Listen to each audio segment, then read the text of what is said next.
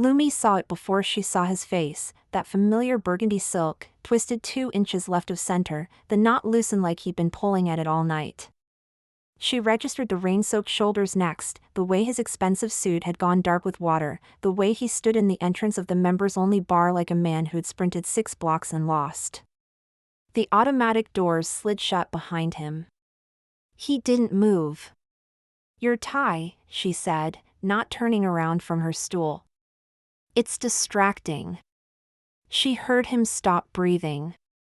3 full seconds of nothing, just the low hum of the bar, the clink of ice in someone's glass, the rain against the windows. Then the slow, reluctant shuffle of leather soles on polished concrete. Lumi. Just her name. Like he was testing whether she was real, or whether his exhausted brain had finally started manufacturing hallucinations. She set down her Negroni, barely touched, the ice already sweating a pale ring onto the black marble, and turned. Ethan looked like he'd been through a war. His white shirt clung to his chest, translucent with rain. His dark hair was plastered to his forehead, a thin trickle of water running down his temple, past his jaw, disappearing into his collar. And his face, that face she'd once known better than her own, was drawn tight with something between desperation and defeat. "You're not supposed to be here," he said. "Neither are you." She picked up her glass, swirled the contents. "This is a members-only bar. You're not a member." "I'm looking for," he stopped. Swallowed hard. "An old colleague. He said he'd be here. He left 20 minutes ago." Ethan closed his eyes. Just for a moment. When he opened them, the defeat had company now, something rawer, more exposed. She watched him. She always watched. It was the thing about her that made people both uncomfortable and comforted. She saw everything, and she never pretended not to. "The way you're standing," she said, gesturing with her glass. "Hips squared, shoulders back, but your weight's on your heels like you're about to fall backward. That's the posture of a man who's been told no so many times tonight that he's forgotten what yes sounds like." His jaw tightened. "You don't know what, I know you started the night trying to look like you had everything under control. I know you gave up on the umbrella about 3 blocks ago. And I know," she paused, letting him feel the weight of her attention, "that you didn't come here looking for that colleague. You came here because you didn't know where else to go." The bartender appeared with a towel, his expression suggesting he was about to physically eject the dripping man from his establishment. Lumi raised a hand. "Put it on my tab." The bartender paused, studied her for a moment, and retreated. Ethan stared at her. "You, come sit down before you drown someone." She turned back to her stool. "And fix your tie. It's giving me anxiety."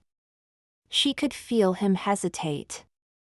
That was the thing about Ethan, he always needed permission to accept help.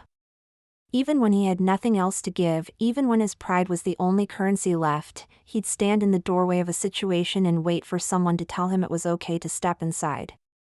She'd seen that same hesitation 5 years ago, in a coffee shop in Boston. He'd circled her table for 15 minutes before finally sitting down without asking, which was so unlike him that she'd looked up from her thesis and said, "You look like you just set something on fire and you're trying to decide whether to tell anyone." He'd laughed, a surprised, genuine sound. "I spilled coffee all over my outline. I've been trying to figure out how to tell my professor I spent 6 months working on something that now looks like a Jackson Pollock." "Show me." He'd pulled out the ruined document, and she'd studied it for a long moment. The ink bled into the folds. "Actually creates a pretty interesting composition. You could argue it's an improvement." He'd stared at her like she'd just told him the secret to the universe. "Who are you?" "Lumi. I'm the one who sits in this corner every Tuesday and Thursday. I've been watching you watch me for 3 weeks. I was starting to think you were a hallucination." His hand had been warm and slightly damp, his grip careful. Ethan. I'm the one who's been too terrified to say hello to the most interesting person in this room. Well, she'd said, next time you want to spill coffee on something, aim for my paper. It could use the improvement. You still take your coffee with 2 sugars and a splash of oat milk, Ethan said, sliding onto the stool beside her. He'd fixed his tie, not perfectly, but better. His jacket hung over the back of his stool, still dripping. I've changed my order. And my life. She gestured to the bartender. View care for my friend here. He looks like he needs something with rye in it. Thank you, he said quietly. Don't thank me yet. You haven't told me why you're here. The bartender set the cocktail down. Ethan stared at it like it might contain answers. I'm in trouble, he said finally. The kind I can't fix by myself. Lumi waited. She'd learned that silence was the most powerful weapon she had. People filled silences with truths they hadn't meant to share. 2 years, he said. I've been building an art fund. Platform for emerging artists, the ones with no institutional backing, no connections. Brilliant but invisible. He spoke faster as he went. I pitched it to 5 investors tonight. 5. Each one told me not right now or we'll circle back. And the one person who was supposed to be here, my old partner, Mark, he didn't show. He looked at her, and the mask slipped.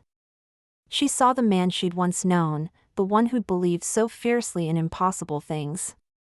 I'm out of options, he said. There's a fundraiser tomorrow night. David Chin, he runs a cultural investment fund. He's the only person in this city who could make this work. I've got an invitation, but I can't get in alone. I need someone who knows how to talk to people like him. Someone who can help me not sound like I'm begging. Someone like me, she said. Someone exactly like you. And what do I get out of this? Ethan blinked. I'm not asking to be difficult. I'm asking because I need to know what we're doing here. If this is a transaction, I need the terms. If it's something else, she let the sentence hang. He was quiet for a long moment. Then, name your price. That's not an answer. Lumi, I have nothing else to offer. No money, no leverage, no, he gestured vaguely at his ruined suit, his whole failing existence. All I have is this. Whatever you want, if I ever get to a place where I have anything to give. She let him see her smile, the slow one that had always made him nervous. All right. I'll go with you. I'll be your partner, your assistant, your mysterious co-founder, whatever you need. I'll get you through that door, and I'll make sure David Chin remembers your name. But I'm not doing this for free. I told you, I know what you don't have. She leaned forward, just slightly. What I want is the truth. What truth? Why you came back. Not the professional reason. The personal one. The reason you walked into this bar tonight knowing there was a chance you might run into me, and you came anyway. Ethan's face was unreadable. Then something shifted, some final resistance breaking. I didn't know you'd be here, he said. I swear. But when I saw you sitting there, he stopped, took a breath. I thought about leaving. I almost did. But then you said something about my tie, and it was so exactly you that I couldn't move. I'm not the person I was 5 years ago. Neither am I, prove it. She reached out and adjusted his tie again, not because it needed it, but because she wanted to feel the fabric, to feel him holding his breath under her touch. I'll meet you at the penthouse tomorrow night at 8. And Ethan, yes? Don't be late. I hate waiting. She watched him go from the window. He'd insisted on paying for both drinks, a gesture so stubborn that she'd let him, despite knowing he'd just spent money he couldn't afford. She'd watched him shrug back into his damp jacket, watched him pause at the door and look back at her like he was memorizing the shape of her. And then he'd stepped out into the rain and disappeared. She touched her own collar, feeling the ghost of something she'd felt 5 years ago, the memory of a different rain, a different goodbye. Her phone buzzed on the bar. A message from a number she didn't recognize. He's going to use you. Same as he used everyone else.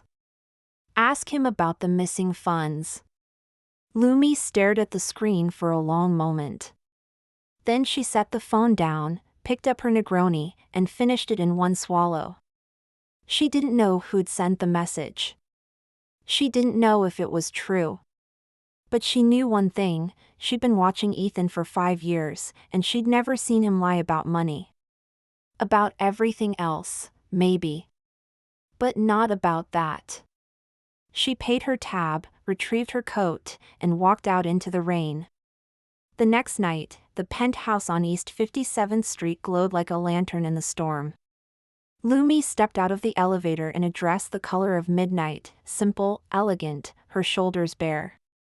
She'd timed her arrival perfectly, late enough to make an entrance, early enough to observe. The penthouse was a masterwork of restraint: white marble floors, mid-century furniture, art on the walls that cost more than most people's homes. And everywhere, people, men in custom suits, women in gowns, the careful choreography of money moving through rooms. She scanned the crowd, cataloging faces and alliances with a practiced eye. Then she saw him. Ethan was by the window, his back to the room, one hand in his pocket.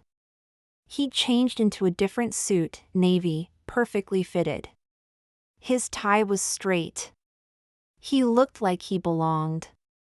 But she could see the tension in his shoulders, the barely contained anxiety of a man who'd been waiting too long. She crossed the room toward him, her heels silent on the marble. 2 sugars, she said. You look like you need a coffee. He turned, and the relief that flashed across his face was almost painful. Lumi. He stopped. You came. I said I would. She smiled, softening the words. Now stop hovering by the window like you're waiting for a rescue. David Chin is in the library with 3 other investors and a bottle of Macallan that probably costs more than my rent. If we're going to meet him, we need to do it soon. How do you? I asked the bartender. She took his hand, threading her fingers through his. I always ask the bartender. They know everything. His hand was warm in hers. He was holding on like she was the only anchor in a storm. Walk with me, she said. And try to look like you own this room. They found David Chin in the library, a quiet enclave of leather and aged paper that felt like a different century.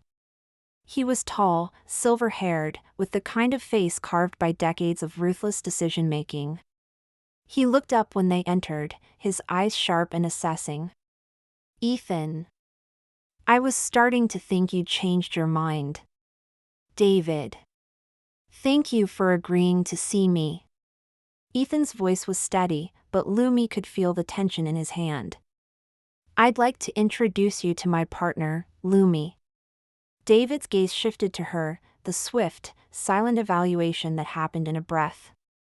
A pleasure, she said, extending her hand. Ethan's told me about your work with the Cultural Investment Fund. I'm fascinated by how you've structured your portfolio to prioritize long-term cultural impact over short-term returns. There was a pause. David's expression didn't change, but something in his eyes flickered. That's an unusual perspective. Most people focus on the financials. Most people don't understand what you're building. She stepped back, positioning herself at Ethan's side. Ethan and I have been discussing a partnership that could align with your vision. A fund that supports emerging artists while creating sustainable returns. The art market is volatile, but the demand for authentic, culturally significant work has never been higher. She felt Ethan's surprise beside her. They hadn't rehearsed this. She was making it up as she went. Authentic cultural work, David repeated. What makes your approach different? It was the opening she'd been waiting for. Most funds treat artists as commodities. They look for the next big thing and extract value before the bubble bursts. Our model builds an ecosystem platform that allows artists to develop their craft over time with institutional support most emerging creators never get. She glanced at Ethan. Venture capital model for the creative class. He stepped in smoothly, picking up the thread with the confidence of someone who'd been thinking about this for years. We've already identified our first cohort. Sculptor in Bushwick working with reclaimed materials. A painter in Detroit exploring urban decay. A multimedia artist in New Orleans redefining digital art. They're extraordinary, and they have no backing because they don't fit the traditional mold. David leaned back, studying them both. What are you asking from me? Not money. Not yet. Ethan's voice was steady. Access. Introductions. A seat at the right tables. We've built the vehicle. We need the road. The room was silent. Lumi could hear the rain against the windows, the distant music from another room. Then David smiled, a small, unexpected expression that transformed his face. You're good, he said, looking at Lumi. You know how to tell a story. I've had practice. She's the one who makes it work, Ethan said. I have the vision. She makes it real. David looked between them, his eyes narrowing. Partners? Partners, Lumi confirmed, before Ethan could say anything else. We complement each other. And what's your background, Lumi? Art history. Graduate work at Boston University. Consulting for galleries and private collectors. I know the people you need to know. And I know how to talk to them. David was quiet for a moment. Then he stood, extending his hand. Dinner next week. The three of us. I want to hear more about this sculptural ecosystem of yours. Ethan shook his hand. Lumi saw the relief wash over him, barely contained, barely visible, but unmistakable. We'll be there, Ethan said. In the elevator on the way down, Ethan didn't say anything. He just stood beside her, staring at the numbers as they descended. When the doors opened into the lobby, she stepped out first. How did you do that? He said finally. How did you know exactly what to say? Because I listened to you. You told me what you were building. I just gave it a shape he could recognize. Lumi, he stopped, ran a hand through his hair. You just changed everything. That conversation, I was ready for it to end the way all the others have ended. But you made it work. Don't confuse my help with affection, she said, though her voice was softer than she meant it to be. This is a transaction. I'm helping you because I can, not because I'm hoping for anything in return. But even as she said it, she knew it wasn't entirely true. The rain had stopped. The streets were slick with reflected light. In the glow of the street lamps, Ethan's face was shadowed, unreadable. I don't believe you, he said quietly. Excuse me? He stepped closer, close enough that she could feel the warmth of him.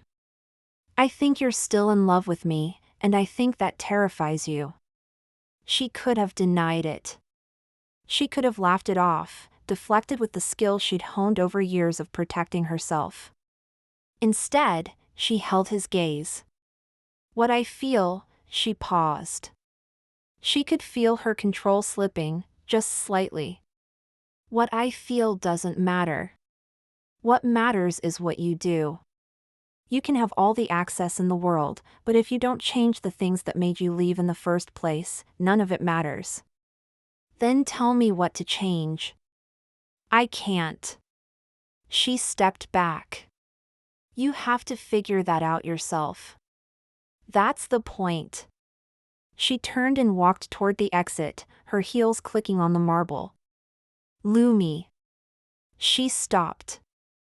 I'm going to figure it out, he said. I'm going to change. And I'm going to come back to you. I'm going to prove I'm not the man who left. She stood there for a long moment. Then she said, without looking back, don't make promises you can't keep. 3 days later, she walked into a conference room on the 47th floor of a midtown office building, and the whole world tilted. Ethan was at the front, his presentation loaded, his face composed. The investors were arrayed around the table, David Chin at the head, flanked by 4 others. Everything looked exactly as it should. Then the door opened, and Mark walked in. He was taller than Ethan, broader in the shoulders, with the kind of practiced confidence that came from never being told no. He was wearing a suit that cost more than her rent. He was smiling the smile of a man about to set a bomb. Ethan. I'm so sorry to interrupt. But I have some documents the committee needs to see. Ethan's face went pale. Mark, this isn't, not now? Mark's smile widened. I think now is exactly the right time. He walked to the table and began distributing printouts, each stamped with red, confirmed internal memo. What is this? David's voice was flat, dangerous. Proof, Mark said, that Ethan's been bleeding money for months. Proof that his user growth numbers were exaggerated by 40%. Proof that he's been hiding the extent of the losses from every single investor he's spoken to. The room erupted. Lumi watched Ethan's face, the panic flickering behind his eyes, then the quick, desperate attempt to regain control. That's not the whole story, Ethan said. Those numbers are preliminary. Preliminary? Mark cut in. You've been showing these same numbers for 3 months. They're not preliminary. They're fraudulent. He turned to the investors. I was Ethan's partner for 3 years. I left because I couldn't watch him burn through money on a project that was never going to work. Now he's trying to get you to invest in the same fantasy. The silence that followed was thick enough to choke on. And then Lumi stood up. I'm sorry, she said, her voice calm and clear. But I think there's been a misunderstanding. All eyes turned to her. These documents are accurate, she continued, walking toward the table.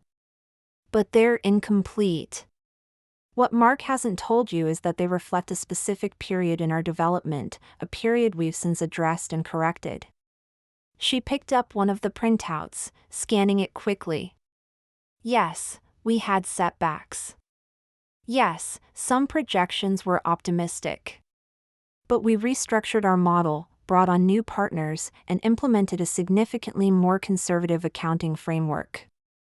She looked up, meeting Mark's eyes. Mark left before the hard work began. He saw a difficult moment and walked away rather than help fix it. That's exactly what happened. Her voice was steady, unrelenting. You walked away because you didn't believe in the vision. Ethan stayed because he did. And now, against all odds, he's here because he refused to give up. She turned to David. You've built a career on calculated risks. You've invested in projects other people dismissed. I'm asking you to do the same thing now. David studied her for a long moment. Then he looked at Ethan. Who is she? He asked quietly. Really? Ethan looked at Lumi. She saw something in his expression she hadn't seen in years, the honest, vulnerable face of a man with nothing left to hide. She's the love of my life, he said. And I walked away from her 5 years ago because I was too afraid to be the person she deserved. She's the one who made this possible. She's the reason I'm here at all. The room was completely silent. Then David laughed, a genuine, surprised sound that broke the tension.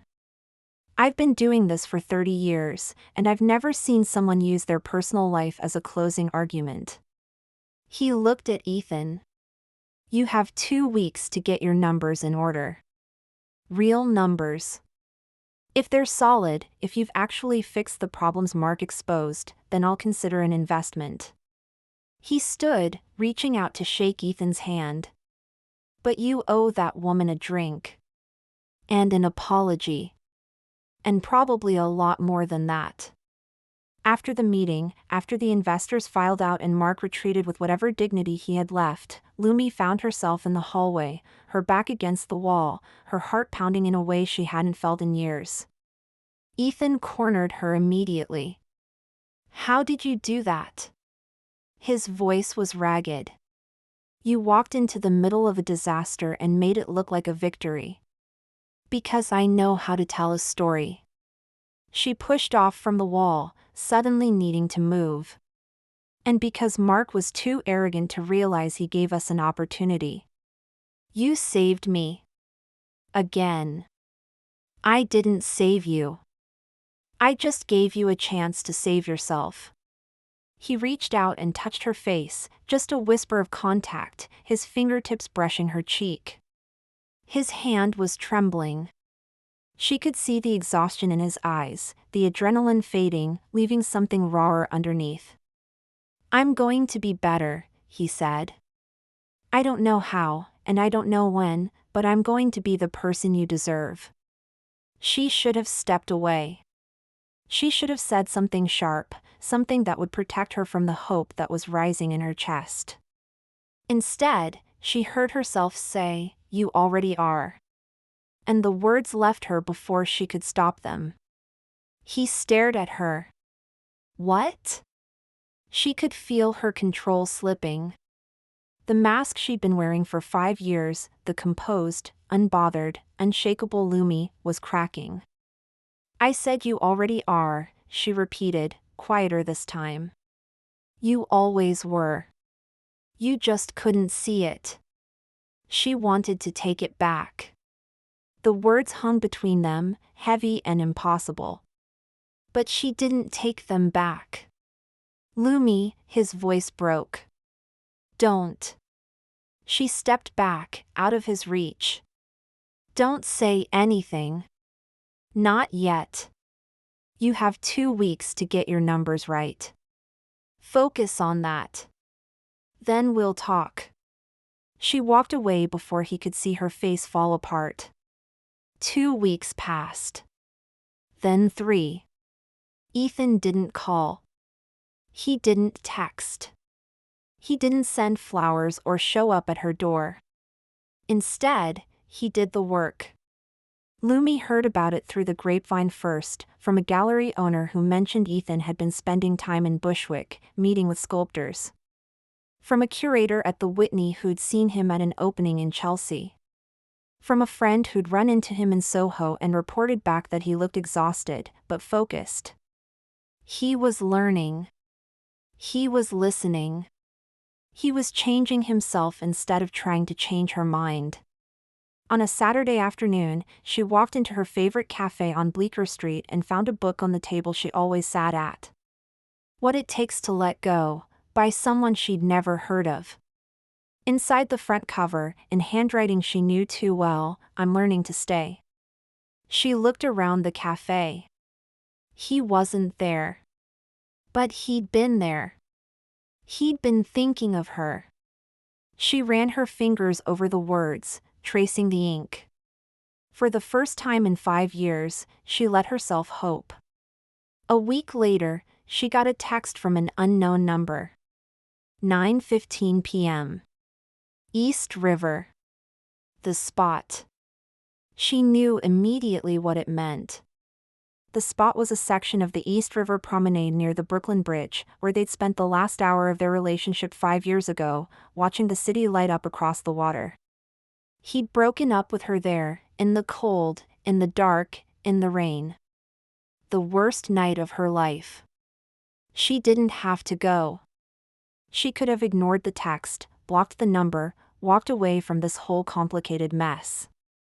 But she was Lumi. And Lumi didn't run. She arrived at 9:35, late enough to prove she wasn't eager, early enough to prove she wasn't afraid. He was standing by the railing, looking out at the water. Dark coat, no umbrella. The rain that had been threatening all day was beginning to fall, just a drizzle, the kind of mist that hung in the air and made everything soft. 2 minutes late, she said, walking up beside him. I'm losing my touch. I was starting to think you wouldn't come. Almost didn't. She turned to face him. This is where you broke my heart. Right here. I know. His voice was rough. That's why I asked you to meet me here. The rain was falling harder now, plastering his hair to his forehead. He didn't seem to notice. Lumi. I've been working. Really working. I've been talking to artists, learning what they actually need. Rebuilding the fund from the ground up, making it practical, making it real. He turned to face her. And I've been thinking about you. Every day. Ethan, just let me finish. He stepped closer. When I left you, I told myself it was because I wasn't good enough. That you deserved someone who could keep up with you, someone who wasn't afraid of how bright you were. But the truth is, I was just afraid. Afraid of being vulnerable. Afraid that if you really knew me, you wouldn't like what you found. And now? Now I'm still afraid. He laughed, a hollow sound. I'm terrified. But I'm more afraid of not trying. More afraid of spending the rest of my life wondering what would have happened if I'd just had the courage to stay. She could feel the rain soaking through her coat, could feel the cold seeping into her bones. But she didn't move. I'm not asking you to forgive me, he said. I'm not asking you to take me back. I'm just asking you to believe that I'm trying. That I could be the person you need, if you gave me the chance. She looked at him, really looked at him. His tie was crooked again. He was soaking wet. He looked like he'd run all the way here, like he'd been waiting in the rain for hours. And despite everything, despite the hurt and the anger and the years of silence, she felt something give way inside her. You know, she said, reaching up to straighten his tie, you're never going to learn how to do this properly, are you? He looked at her, something like hope flickering in his eyes. Probably not. I guess I'll have to keep fixing it, then. She stepped back, her hand falling to her side. The rain was coming down harder now, running in rivulets down her face, but she didn't care. Ethan. Her voice was quiet, barely audible over the rain. I've spent 5 years learning how to live without you. I've spent 5 years building a life where I don't need anyone. And I'm proud of that. I'm proud of who I became. I know. You should be. But I'm also tired. She swallowed hard. I'm tired of protecting myself. I'm tired of pretending I don't feel things. And I'm tired of pretending I don't still. She stopped. Couldn't finish the sentence. She could see him waiting. Patient. Not rushing her. Just standing in the rain, letting her take all the time she needed. I'm tired of pretending I don't still love you, she said. The words hung in the air between them.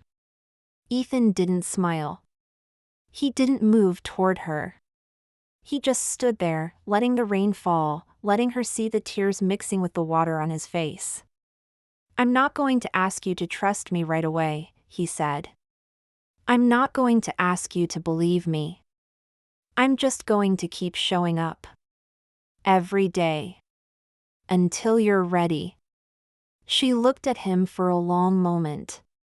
Then she reached out and took his hand. I'm not saying yes, she said. I'm not saying no. I'm saying I'm willing to see what happens. I'm willing to see if you really are different. And if you prove me wrong, I won't. We'll see. She squeezed his hand, felt the warmth of his fingers in hers. Come on, she said. My apartment's 6 blocks away. You can dry off there. She could have walked away. She could have let him stand in the rain and wonder what might have been. But she didn't. Because she was Lumi. And Lumi didn't run. Subscribe to me for more content.